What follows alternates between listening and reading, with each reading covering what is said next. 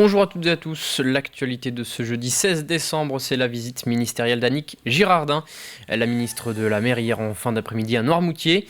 Après l'annonce en début de semaine d'une baisse de 36% des quotas de pêche de la sole, la ministre est allée à la rencontre des pêcheurs sur le port de l'Herbaudière. Pour les professionnels noirmoutrins, la sole représente en effet 50% du chiffre d'affaires. La décision des instances européennes a donc fait l'effet d'une douche froide. Reportage Alexia Janet, Alexandre Debré.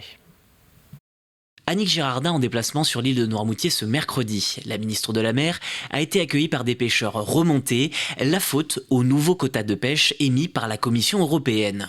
Arrivé à un moment, ça commence à être lourd. C'est comme si on nous disait à partir d'avril, vous ne pouvez plus travailler, quoi. Donc il va falloir qu'on trouve, comme beaucoup de collègues, on va être obligé de se tourner vers d'autres pêches avec un autre type de filet. La sole est surtout pêchée au filet, et donc nos bateaux c'est des filayeurs. Donc on va repartir sur des espèces qu'on avait plus ou moins arrêté de travailler, comme la lotte, le merlu, le lieu jaune. Pour Annick Girardin, cette visite est l'occasion d'expliquer la baisse des quotas, y compris celui de la sole. Après 3 heures de réunion, elle promet de compenser les baisses de revenus pour les pêcheurs restés à quai le temps de se retourner. La ministre se veut également rassurante. Elle s'engage à revenir dans les prochains mois avec un plan d'investissement. Sur un deuxième temps, il faut qu'on soit plus innovant, qu'on travaille ensemble, qu'on fasse d'autres types de propositions sur des investissements différents, si on réoriente effectivement des pêcheries, bien entendu. Et ça, c'est le travail que nous avons à faire ensemble. On s'est donné 15-20 jours pour le faire et j'ai pris l'engagement dans 15-20 jours de revenir voir les pêcheurs du golfe de Gascogne pour travailler avec eux sur les mesures proposées et qu'est-ce qu'on retient, puisque tout doit être à nouveau déclaré, bien entendu, à la Commission européenne.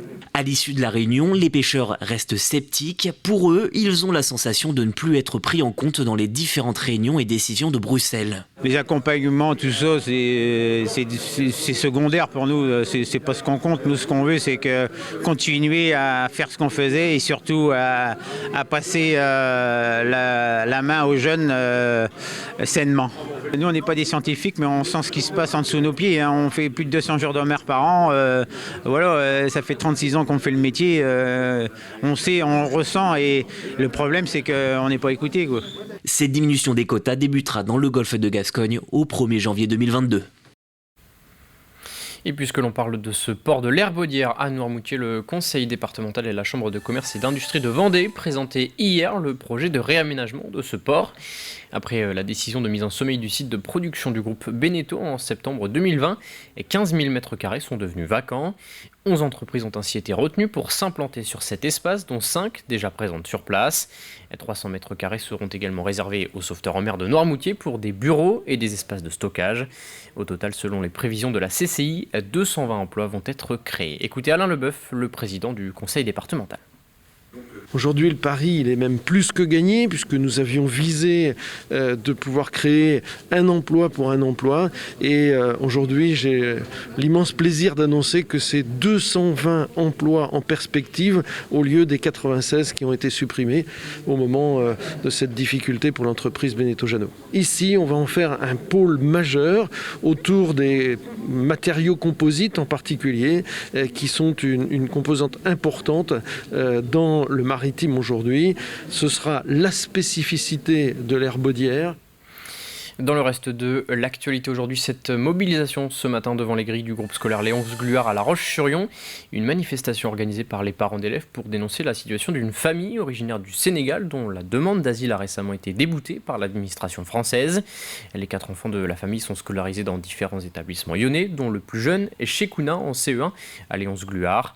Les parents d'élèves souhaitent ainsi dénoncer la décision d'expulser cette famille de son logement et récolter des fonds pour l'aider financièrement. Écoutez la sœur de Chekouna, scolarisée au lycée Rosa Parks de La Roche-sur-Yon. On a quitté le Sénégal pour fuir à des raisons culturelles que voulait nous imposer la famille de mon père. Et du coup, on est venu en France pour se faire protéger, mais vu que ça n'a pas été possible, nous allons devoir quitter le pays et on a commencé nos études et il y a moi qui passe le bac cette année et je ne sais pas si je pourrais le passer avec toute cette situation. Et du coup, il y a tout ce monde qui sont venus nous soutenir pour qu'on puisse continuer les études et qu'on puisse vivre ici en paix. Et à l'heure actuelle, la famille n'a pas reçu d'obligation de quitter le territoire français. Contactée, la préfecture rappelle également qu'aucune décision n'a été prise pour le moment concernant l'expulsion de la famille de son logement.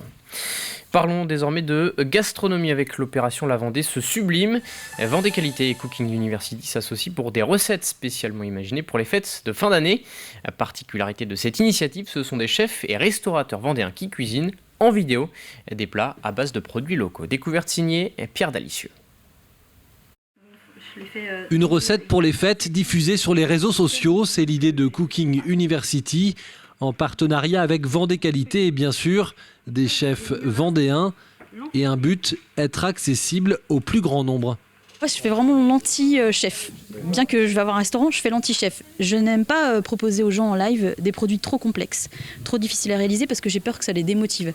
Je préfère faire des choses simples avec le matériel de chez moi pour justement qu'ils se disent qu'ils peuvent le faire eux aussi chez eux, facilement. Ce matin, c'est la volaille noire de Châlons qui est mise à l'honneur. Et c'est Vendée Qualité qui propose pour chaque recette une spécialité vendéenne. Une recette juste avant les fêtes. Rien de mieux pour promouvoir le terroir de la Vendée. L'idée, c'est de mettre en avant les produits vendéens sous signe officiel de qualité, donc le label rouge et l'IGP, au travers de recettes réalisées par les restaurateurs vendéens, en fait. Voilà. Et donc de mettre en avant la qualité supérieure des produits. Là en ce moment, c'est la volaille, par exemple.